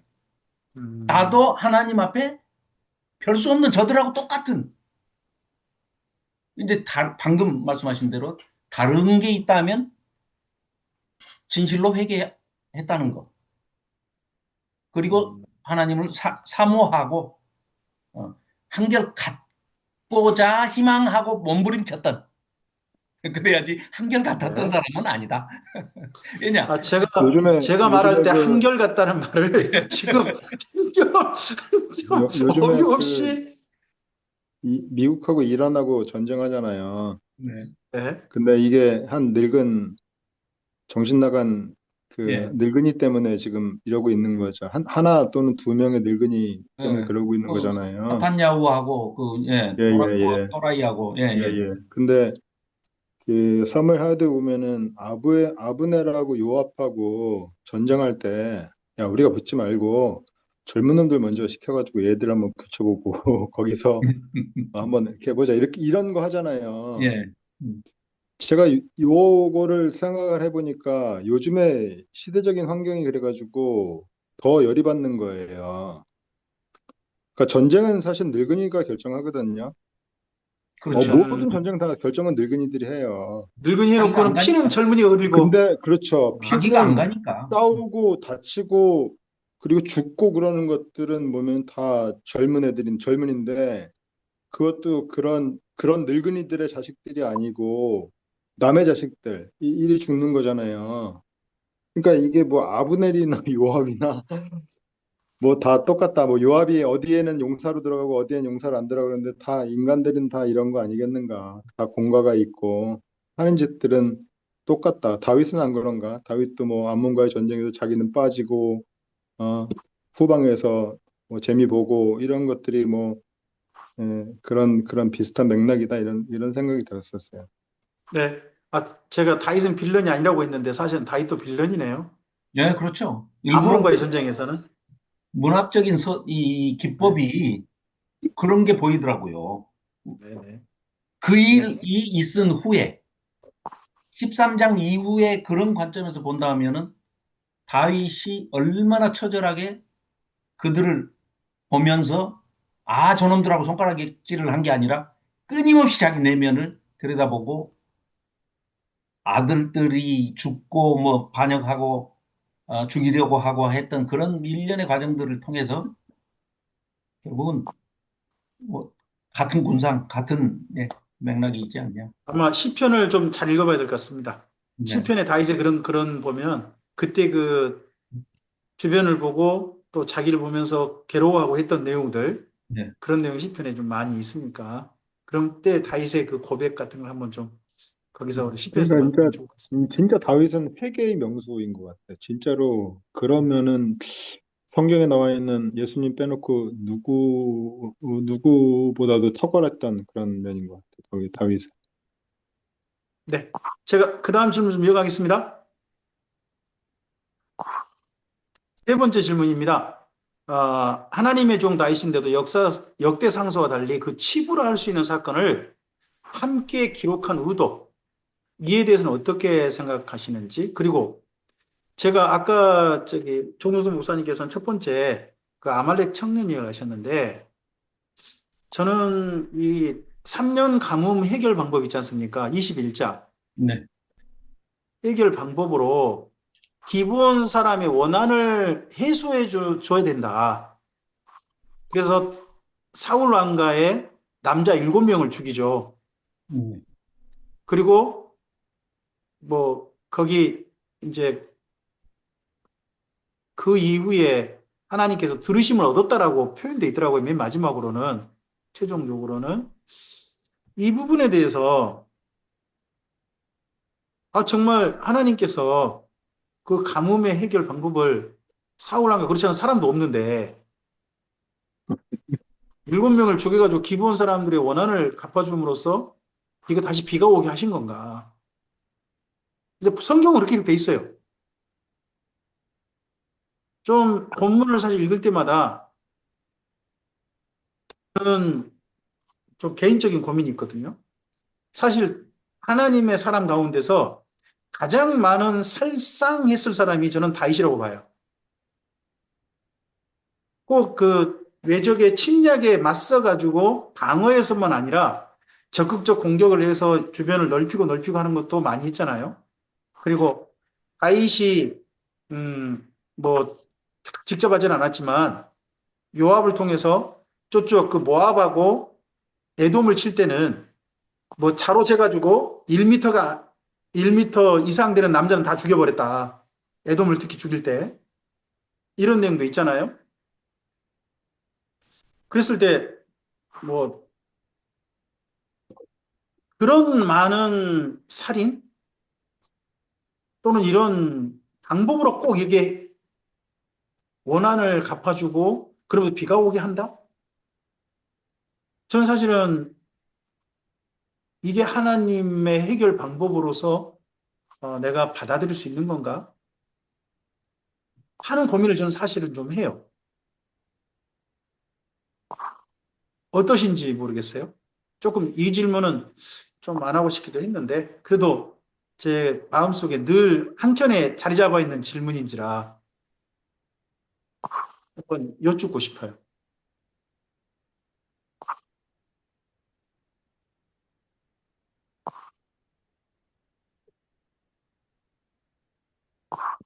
뭐 제 질문만 뭐 들어주시고요. 그리고 하나만 더요. 하나만 더요. 여기 사무엘서가 사실 엘리 사무엘 때부터 해가지고 다이당 때까지 이야기잖아요. 가장 많은 분량은 어쨌든지 다이당 이야기거든요.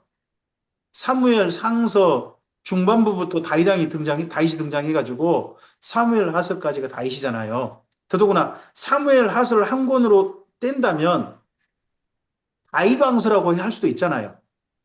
근데 굳이 지금도 사무엘 하서예요. 그죠? 제목을 이렇게 우리가 지금 붙인단 말이죠. 제목을 이게 붙인 게 그 70인역 때문인가요? 예. 70인역 때문인가 제가 그렇게 알고 있어요. 70인역. 그럼 이스라엘 민족이 이제 이 책 제목에 뭐 성령의 감화 감동이 있었다라고 그렇게 뭐 봐야 될 것인가 하는 히브리, 부분들은 별개로고. 히브리 성경 이름이 그냥 사무엘, 히브리 성경 이름이. 히브리 그러다 보니까 성경이고 그냥 사무엘 상서 사무엘서. 하서가 예. 네. 70인역은 그냥 70인역이 왕국들의 책이래요. 왕국기 1, 2, 3, 4로 돼 네, 있어. 아, 그렇게 됐나요? 네. 네네네. 그럼 다윗 뒷부분을 빼려면 사무엘 하서 굳이 그럴 게 아니라 다윗왕서 마치 꼭 저기 뭐죠? 지금 그 포로 기한서 있잖아요. 포로 기한 연대기가 지금 이제 에스라서 느헤미야서라는 제목을 붙였잖아요. 에스라 느헤미야. 그렇게 아예 제목을 따로 떼붙잖아요. 그러면 여기도 전반부는 뭐 사무엘이 대표가 된다 그러면 전반부는 사무엘이죠. 근데 여기 사무엘 하서는 사무엘이 한 번도 등장 안 하잖아요. 다윗왕만 등장하고. 그러면 에스라 느헤미야처럼 제목을 이거 그냥 뒷이야기는 다윗왕서 그렇게 붙여도 될 텐데 왜 이걸 굳이 사무엘 하서라는 제목으로 이스라엘 민족은 했을까? 그들의 이렇게 하는 의도가 조금은 좀 저는 좀 궁금했다는 거죠. 그러니까 이렇게 분류를 해 놔도 음, 우리가 자꾸 읽기는 다윗 영웅 못 만들어 가지고 안달이 난 사람들처럼 읽고 소개하고 소비시키고 유통시키잖아요. 교회 현장에서. 다윗을 지금 다윗을 그렇게 소개하고 싶지가 않은 거예요. 이들 속에는 역사서 속에 초기 왕정 시대에 대비되는 사람으로서 사울과 다윗. 그러나 결국은 실패한 다윗. 그럼에도 불구하고 신실하신 하나님께서 헤세드로 사랑으로 메시아를 보내주셨다. 그 얘기를 하고 싶으신 거지. 다윗이 이렇게 영웅이야. 이걸 소개하고 싶은 얘기가 아니잖아요. 책의 저자의 의도 자체가.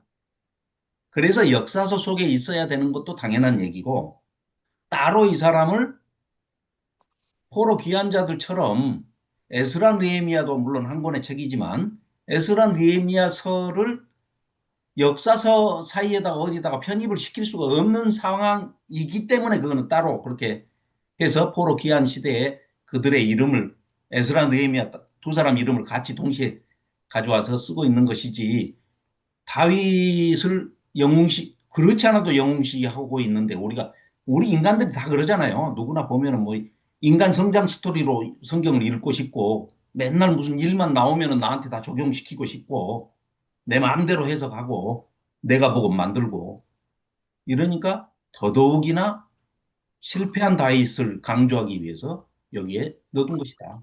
저는 그렇게 생각합니다. 네. 뭐 다른 의견들은 없으신지요? 음. 오늘 뭐 다이당 이야기인 사무엘 하서는 사실 그렇게 썩 우리가 뭐 좀 다뤄볼 만한 그리고 근닥에서 또 사실 이야기를 해봐도 이미 답변이 거의 다 돼 있는 거고 질문을 해봤는데 답변이 안 되는 건 지금도 답변이 사실 없는 물어도 답변이 없는 그런 것들이 이게 지금 우리가 답변 못하고 있는 그런 내용인 것 같고요. 네네네. 사실 제일 중요한 게 7장인데. 7장이라고 보는 분들은 네. 이걸 이제 메시아 관점에서 보는 거죠. 메시아 그리고 관점이고 이제 다이더냐로 보는 거고. 저는 이렇게 눈에 보이게 소개되는 메시아가 이렇게 예표적으로 소개되는 책이 사실은 여기 다이더냐 또 그만큼 중요한 대목 아니겠습니까? 사무엘 하에서. 그런가요? 근데 이 다음에 이제 열왕기 상서 하서에서는 여기에 다윗의 그 후손 이야기를 등불을 끄지 않겠다는 쪽으로 그쪽을 더 중심에 가는 게 또 사실 독특하더라고요. 여기 이야기 가운데. 근데도 불구하고 지금 현재 학자들은 그 가운데서 다윗 언약 가운데서 다윗의 그 왕가를 멈추지 않겠다. 예수님과 꼭 연결해서 해석하려다 보니까 저는 그렇게 한 게 아닌가. 이스라엘 민족은 도리어 여기 지금 7장에 있는 내용 가운데서 다윗의 왕조 등불을 끄지 않겠다는 부분에 더 관심이 있어 보이는데 그다음 내용을 보면 요즘 해석이 그런 거지 본래 성경 저자들 해석은 또 다르지 않나? 저는 그런 생각도 해보거든요. 그러니까 하나님께서 네. 다윗에게 네가 나를 위해서 집을 짓겠냐? 내가 너를 위해서 집을 지어주마 하고 그 집이라는 단어로 이게 이제 언어 유희식으로 이렇게 말씀을 하시잖아요. 이게 히브리어로는 바이트라는 거예요, 바이트. 그런데 원래 히브리어에는 바이트라는 그 단어 안에 벽돌로 지은 뭐 건물로서의 집도 바이트고 다이내스티 할 때 왕조, 왕가 할 때도 그것도 바이트랍니다. 음, 다 집이죠. 네, 그러니까 쉽게 얘기하면 국가도 집이고, 근데 하우스하고 홈은 다르잖아요. 하우스하고 홈은 다르잖아요. 그러니까 거기는 그렇게 이제 겉으로 이제 집이기 때문에 전부 다 홈이 될 수는 없죠. 아니 그래서 이 히브리어 단어가 똑같은 네, 단어 바이트를 가지고 네. 쓰고 있는 것인데 우리가 그거를 왕조, 왕가로 해석을 하는 이유가 뭐겠습니까? 거기서 예수님을 왜 뺍니까? 도저히 뺄 수가 없죠. 불가분이죠. 빼자는 이야기가 아니라 빼서는 안 돼, 빼서는 안 되겠죠. 예, 그거 예, 말고 예, 예, 여기 지금 이제 사무엘 하서의 7장에 나오는 이 다윗 언약을 성경 속에서는 어떻게 인용하고 있고 어느 부분을 강조해서 계속 이용하고 있는가, 응용하고 있는가 하는 부분을 보면 예. 다윗에 대한 여기 그 언약의 메시아 언약 부분은 도리어 선지서에 강조됐다고 봅니다. 이 다음에 특히 에스겔서라든지 이런 부분에 다윗을 보내신다 하는 쪽으로 그런 쪽으로 돼 있고 그 다음에 바벨론 포로 귀환 이후의 선지서들이라든지 뭐 이사야서라든지 이런 부분에서 강조되고 있다고 봅니다. 메시아 부분은. 근데 역사서로 보면 다윗의 방금 7장에 있는 내용 가운데 다윗 왕조를 계속 이어가면서 인용하고 있는 부분은 어떤 부분이냐? 등불을 끄지 않으시겠다. 이 부분을 가지고 다윗 왕조 이야기를 계속해서 이어간다는 겁니다. 이제 그러니까 지금 현재 뭐 7장에 있는 다윗 언약 가운데서 예수님하고 우리가 연결되니까 영원한 왕이신 다윗 왕의 후손으로 오신 예수님 이야기가 우리에게 참 소중해지지만 이스라엘 민족에게 역사서를 쓰고 있는 분들에게는 현재 다윗 왕조가 이어져 가는 게 더 중요했는지도 모르죠. 그러니까 7장에 있는 내용 가운데도 그런 부분들을 강조해서 계속 쓰고 있는 게 역사서일 수 있다. 그러니까 저는 학자들의 그런 의견에 동의 안 한다는 게 아니라 충분히 일리 있죠. 근데 역사서 속에서 인용할 때는 과연 또 그런 쪽 인용이냐 하는 것도 함께 좀 보자는 거죠. 그 구약의 저자들보다 우리가 더 정보가 많고 어떻게 보면은 더 그 다른 해석을 할 수 있는 그런 뭐랄까 하여튼 능력은 아닌데 어쨌든 그 여건이 되는 거 그런 거 아닌가? 그만큼 자료가 많고 이제는 정보가 종합됐으니까요. 많으니까. 왜냐면 그 사람들은 예수님 모르고선 해석하니까 네. 그렇죠. 어떻게 예수님을 지금은 우리는 상정할 수 가능한 거죠. 있었겠어요, 그들이. 네. 근데 우리는 예수님이 이미 역사적인 사건인 것을 갖다가 수용하면서 성경을 보니까 오히려 그렇죠. 통시적으로 더 잘 해석할 수 있는 그런 게 음, 아닌가. 예, 그렇죠. 우리 안목이 훨씬 예. 그들은 정보가 없기 때문에, 아니, 우리가 얼른 생각해봐도 이사야, 예레미야, 에스겔, 다니엘까지도 이런 사람들도 무슨 뜻인지도 몰랐을 거예요. 그런 환상도 보고 계시도 받고 말도 하나님의 말씀도 입에 심어 주셔서 전해라고 하지만은 꿈이나 상상이나 해봤겠습니까? 차원 3차원에 제약돼 있는 우리 입장에서 그리고 하나님의 아들이 오셔가지고 지금도 네. 예수님을 모르니까 네, 그 인간의 왕국 세워보겠다고 그렇죠, 발버둥 그렇죠. 치는 놈들이 지금 저 이스라엘 놈들 아니에요. 그렇죠. 가짜 지금 예, 유대인들. 예.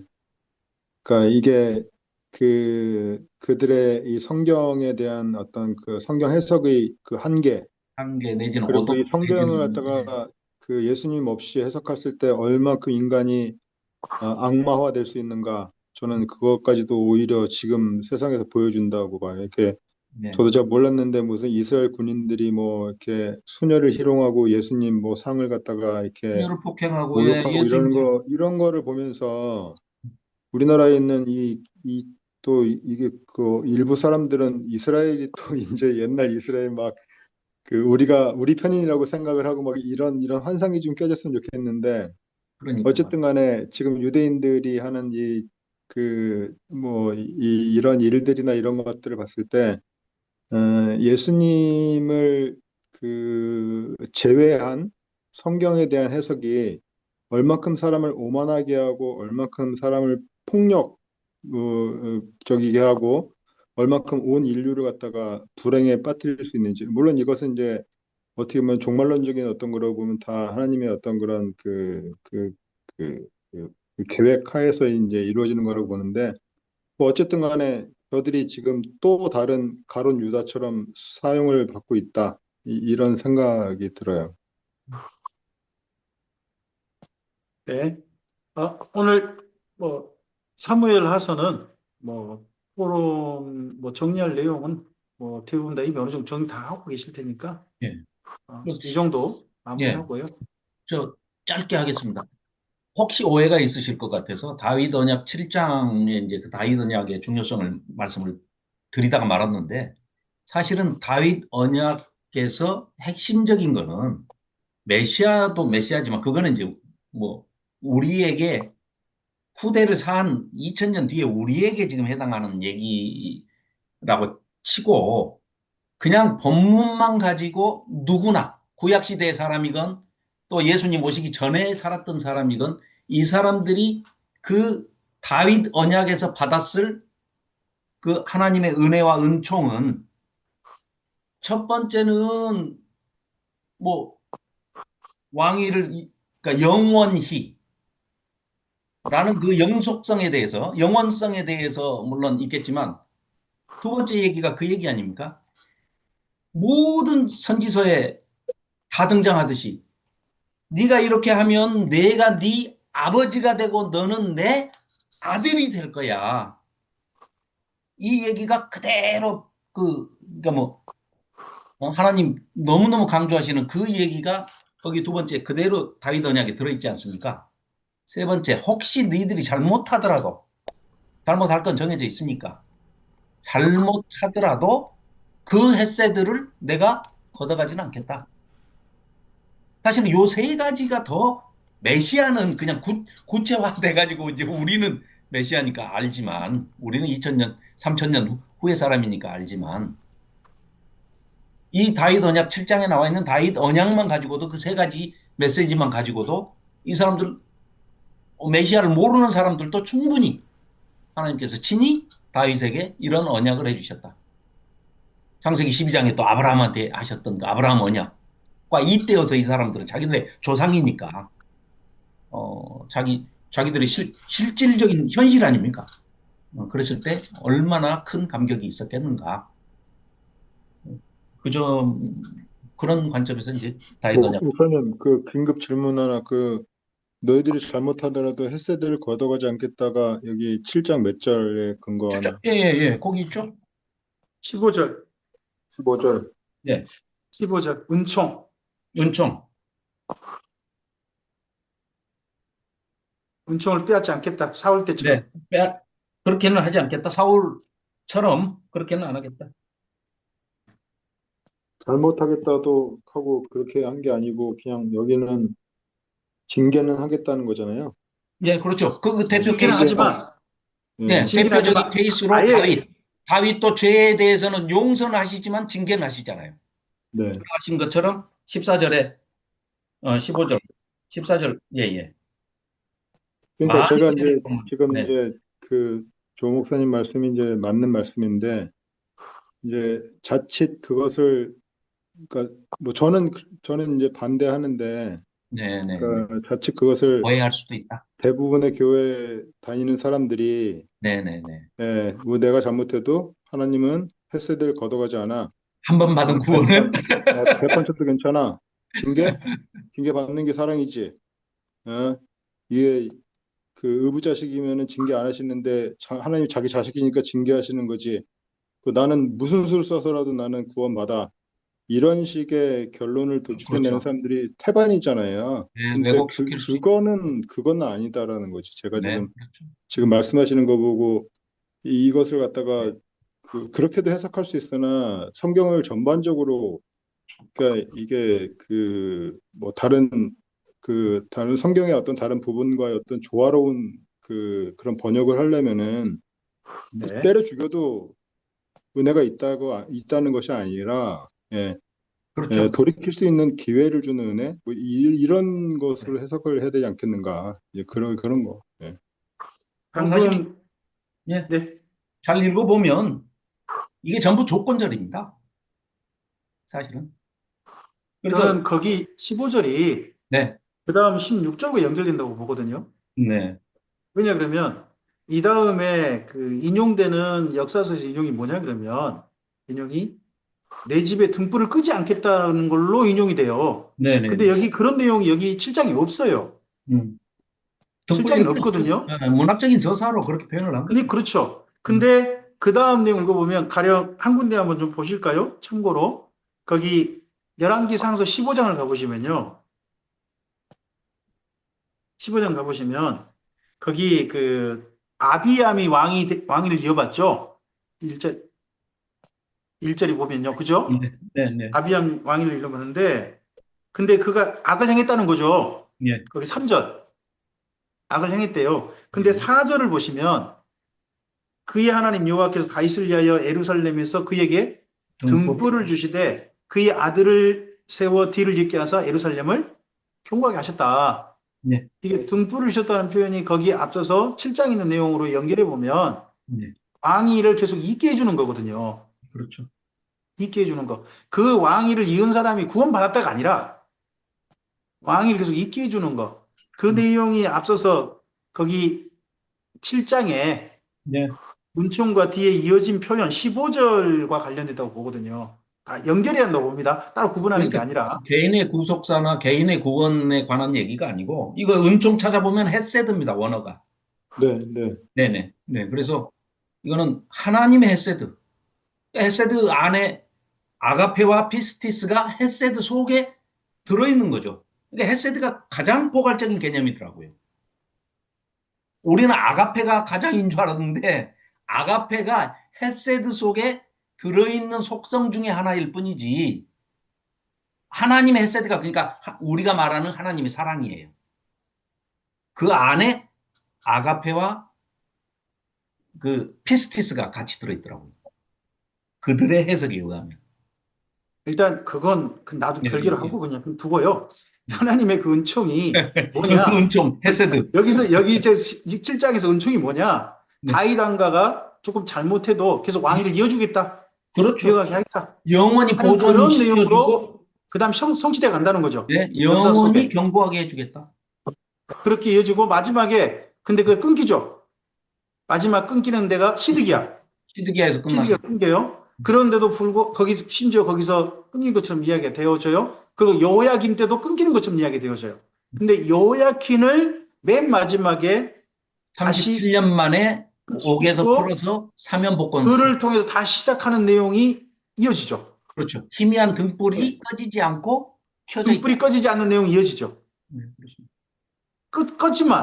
껐지만 또 이어지게 하시는. 그리고 요야긴 왕이 사실 좋은 왕은 아니거든요. 아, 그런데 그 당시 요야긴 왕의 아들들 다 망해놓은 후손이 놈들이죠, 뭐. 후손이 예수님의 아버지 요셉으로 이어지고 그렇게 된다는 거죠. 네. 그런 부분들은 7장과 관련해서 우리가 볼 수 있는 부분이라고 봅니다.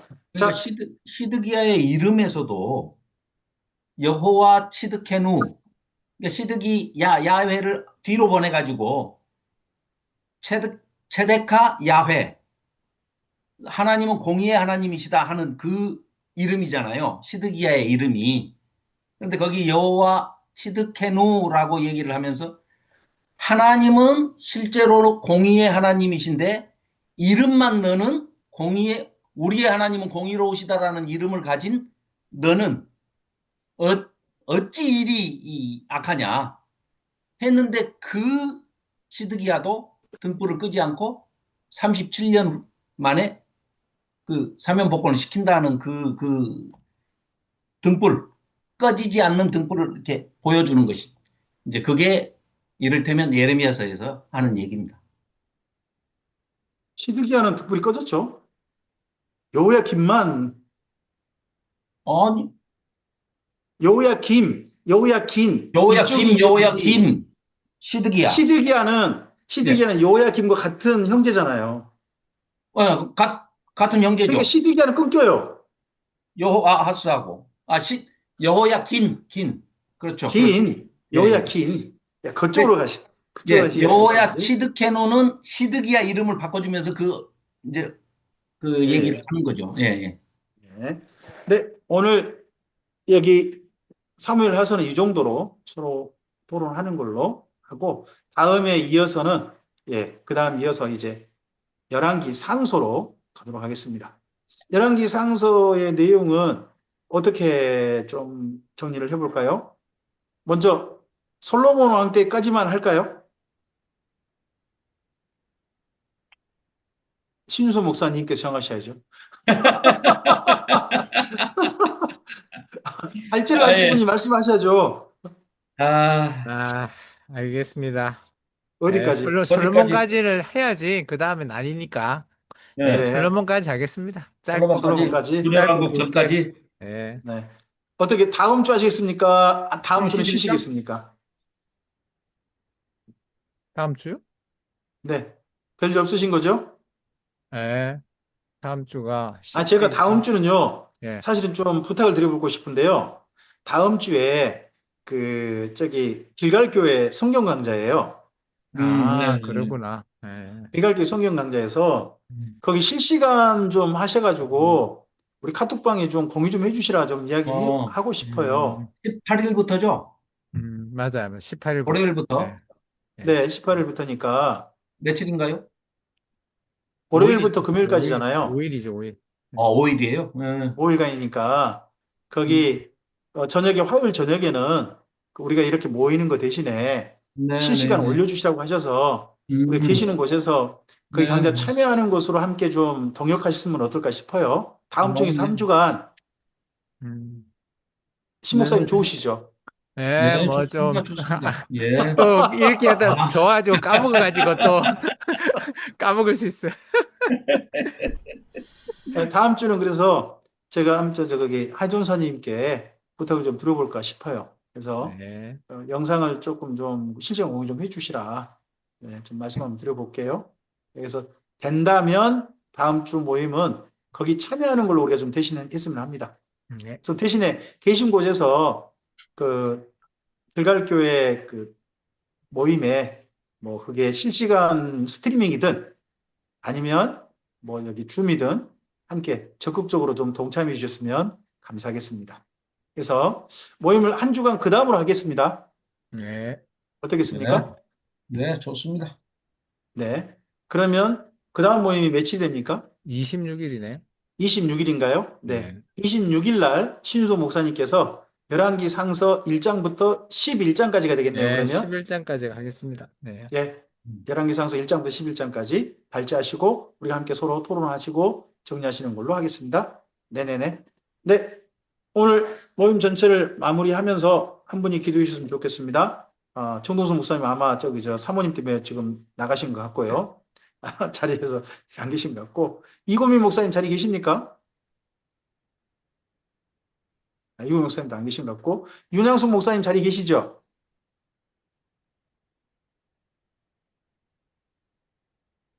왜 이렇게 침묵들이 하셔? 그냥 네. 김명주 목사님께서 하세요. 아, 제가 그럼 마무리기도 하겠습니다. 제가 발제자니까. 네. 하나님 아버지, 오늘 다윗 왕의 이야기 사무엘 하서를 정리했습니다. 이 사무엘 하서와 역대 상서를 비교해서 읽어보면서 다윗 왕 이야기인데 똑같은 다윗 왕 이야기인데 다른 관점으로 다른 구성으로 글을 쓰고 있는 이 성경들을 우리가 함께 읽으면서 하나님께서 기록하게 하신 의도 또 이런 책을 통하여 우리에게 말씀하고 싶으신 그 뜻을 이해하는 대로 성령께서 우리를 이끌어 주시옵소서. 우리 이런 토론 모임이 이러한 말씀을 바르게 이해하는 대로 이끄는 하나님의 선물이게 하시고 또한 이러한 말씀 이해의 자리에서 이왕이면 한 걸음 더 나아가서 말씀을 우리 가슴 속에 은혜로 받는 자리로 이어지게 하시고 그 말씀이 우리의 삶 속에서 녹아들어서 실천되어지는 은혜가 이 땅 가운데 하나님의 나라로 성취되어지는 자리로 나가는 또한 역사가 있도록 우리를 이끌어 주시옵소서. 아멘. 주께 이제 우리의 삶을 의탁드립니다. 주의 선하신 뜻이 이루어지는 이 사무엘상 하서를 통하여 이루어지는 은혜가 우리 삶 곳곳에 하나님의 꽃으로 피어나게 하옵소서. 아멘. 의지하오며 예수님 이름으로 기도합니다. 아멘. 감사합니다.